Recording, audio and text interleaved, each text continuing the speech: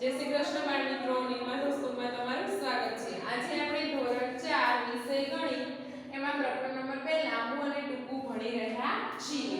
તેમાં બાળ મિત્રો આઈબુક બધા બાળ મિત્રો મારી સાથે આઈબુક કાઢશે તેનો પ્રશ્ન નંબર 27। આગળના વિડિયોમાં બાળ મિત્રો આપણે પ્રશ્ન નંબર 26 સુધી ભણી ગયા છીએ। મીટરમાં રૂપાંતર કરો એવું કીધું છે। 1 કિમી બરાબર 1000 મીટર થાય તો અહીંયા 3 કિમી આપ્યા છે તો 3 ગુણ્યા 1000 એટલે 3000 કિમી 3000 મીટર થાય વત્તા 450 મીટર એટલે બધાનો સરવાળો કરવાનો એટલે 3450 મીટર કુલ થશે। સમજાણું મિત્રો? ત્યાર પછી અહીંયા 6 કિમી આપ્યું છે તો 6 ગુણ્યા 1000 એટલે કેટલા થશે? 6000 થશે। 6000 વત્તા 620 મીટર તો 6620 મીટર થશે। સમજાણું બાળ મિત્રો? અહીંયા આપણને આપ્યું છે 7 કિમી અને 326 મીટર તો બાળ મિત્રો 1 કિમી એટલે 1000 મીટર થાય તો 7 કિમી આપ્યું છે તો 7 ગુણ્યા 1000 કરીશું આપણે એટલે 7000 થશે। 7000 વત્તા 326 મીટર બંનેનો સરવાળો કરીશું તો 7326 મીટર થશે। સમજાણું બાળ મિત્રો? ત્યાર પછી આપ્યું છે 4 કિમી 6 મીટર તો 4 કિમીને આપણે મીટરમાં ફેરવીશું એટલે 1000 વડે ગુણીશું એટલે થશે 4000 તો 4000 વત્તા 6 મીટર એટલે 4006 મીટર। સમજાણું બાળ મિત્રો? ત્યાર પછી આપ્યું છે 2 કિમી અને 10 મીટર તો 2 કિમીને આપણે મીટરમાં ફેરવીશું એટલે 1000 વડે ગુણવાના એટલે અહીંયા થશે 2000 વત્તા 10 મીટર તો 2010 મીટર બંનેનો સરવાળો કરીએ એટલે આપણને મળશે। ત્યાર પછી છે 9 કિમી 50 મીટર તો 9 ગુણ્યા 1000 કરીશું એટલે 9000 થશે વત્તા બીજા 50 મીટર આપ્યા છે એટલે 50 મીટર એડ કરવાના બંનેનો સરવાળો કરવાનો એટલે 9050 મીટર થશે। ચલો સમજાણું બાળ મિત્રો? ત્યાર પછી છે પ્રશ્ન નંબર 28 કિમી મીટરમાં રૂપાંતર કરો એટલે આપણને એમાં કિમીમાં ફેરવવાનું છે અને અહીંયા મીટરમાં આપેલું છે તો પહેલા તો આપણે અહીંયા 1000 357 મીટર 1000 એટલે 1 કિમી થાય એટલે અહીંયા લખીશું 1 કિમી 357 મીટર આ આપણો જવાબ થયો। કિમી મીટરમાં આપણે ફેરવ્યું। ત્યાર પછી છે 4020 મીટર તો 4000 વત્તા 20 મીટર 4000 ને આપણે કિમીમાં ફેરવીશું એટલે 4 કિમી થશે અને બીજા 20 મીટર। ત્યાર પછી છે 2575 તો 2000 આપણે અલગ લખીશું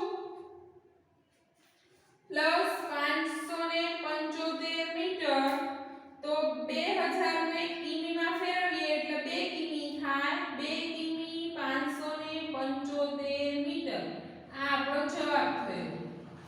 ત્યાર પછી છે 7325 તો 7000 પ્લસ 325 મીટર 7000 ને કિમીમાં ફેરવીશું એટલે 7 કિમી થશે 7 કિમી 325 મીટર આ આપણો જવાબ થયો।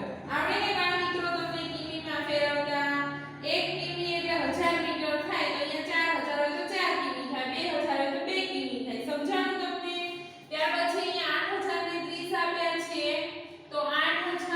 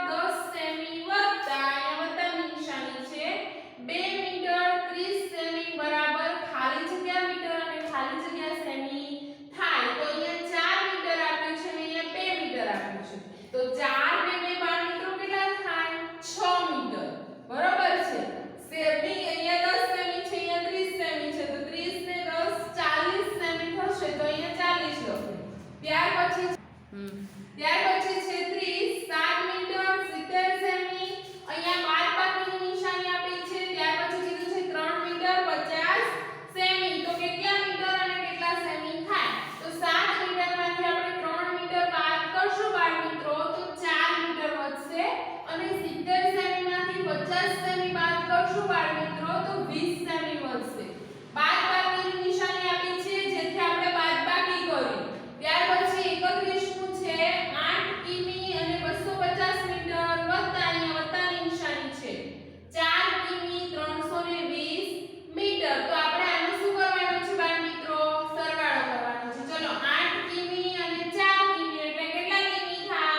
તો 8 ને 4 12 કિમી થાય. અને અહીંયા 250 મીટર છે 320 છે તો આપણે અહીંયા સરવાળો કરીશું 250 320 0 નો 0 5 ને 2 7 2 ને 3 5 તો 570 મીટર થશે.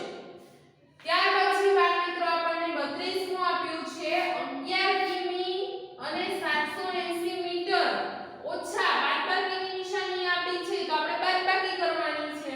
ચલો 11 કિમી માંથી 10 કિમી બાદ કરો એટલે 1 કિમી વધશે અને 780 માંથી 250 મીટર બાદ કરવાનું છે. 780 ઓછા 250 0 નો 0 8 માંથી 5 જાય તો 3 અને 7 માંથી 2 જાય તો 5 તો 530 મીટર આવશે બાદબાકી કરતા. હવે બાળ મિત્રો આપણને 33 માં દાખલામાં વ્યવહારિક દાખલો આપણને આપેલો છે જે આપણે બોક્સ બનાવીને ગણીએ છીએ. ચલો અહીંયા આપણને કીધું છે દેવેશે 3 મીટર 20 સેમી પેન્ટનું કાપડ તથા 3 મીટર 10 સેમી શર્ટનું કાપડ ખરીદ્યું છે તો કુલ કેટલું ખરીદ્યું કહેવાય? બાળ મિત્રો જ્યારે કુલ શબ્દ આવશે ત્યારે આપણે દાખલામાં સરવાળો કરીશું. શું કરીશું? સરવાળો. ચલો બધા બાળ મિત્રો મારી સાથે પહેલા બોક્સ બનાવશે. ચલો બોક્સ બનાવો.